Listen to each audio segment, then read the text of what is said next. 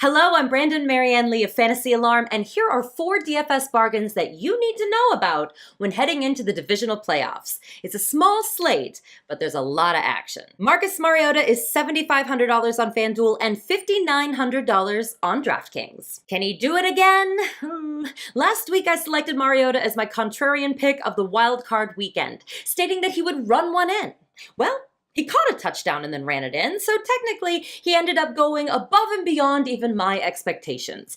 Now technically, the Patriots allow top 10 fantasy numbers to opposing quarterbacks. They improved over the course of the season, but in the playoffs, playing against the Patriots is one of the more favorable matchups. Now I said this last week, but it bears repeating. Mariota didn't score over 20 fantasy points in any regular season game. None. Will he do it 2 times in a row in the playoffs? Well, if the Titans want to be competitive, he will have to. And again, these are bargains you need to know about, not necessarily the ones I love. Latavius Murray is $6,800 on FanDuel and $5,400 on DraftKings. When was the last time Latavius Murray had single-digit touches in a game? Week 4. That was during the Dalvin Cook heyday. He has 20-plus touches in 4 of his last 6 games, and one of those, he had 19 touches, so he just missed the mark. Since week 4, he's never had less than 16 touches at home. Now, on FanDuel, you can get Derrick Henry at $100 cheaper at $5,700, so a lot of people are going to do that, but it's chalk.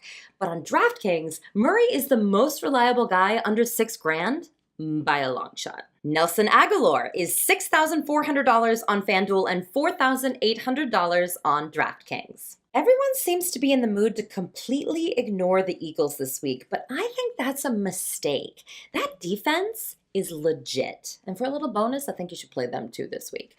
But listen, Foles and company may have the ability, because of that defense, to take their time and not have to play from behind. And that means that good things can happen. Now, Agholor probably needs to score a touchdown to be relevant, but he's priced for that. And even if Philadelphia does play with a huge deficit, Foles is going to have to throw to Agholor, really in either of these situations. Now, in Foles' first game as a starter, Agholor snagged 7 catches for 59 yards and a touchdown. Is that the ceiling with Foles? Maybe. Maybe with Foles under center. But hey, Agholor is cheap. And Austin Hooper is $4,900 on FanDuel and $3,200 on DraftKings. Let me just say this right now. I would pay up for Rob Gronkowski, Zach Ertz, even Delaney Walker. But I referred to the awesome playbook and our tight end whisperer, Howard Bender.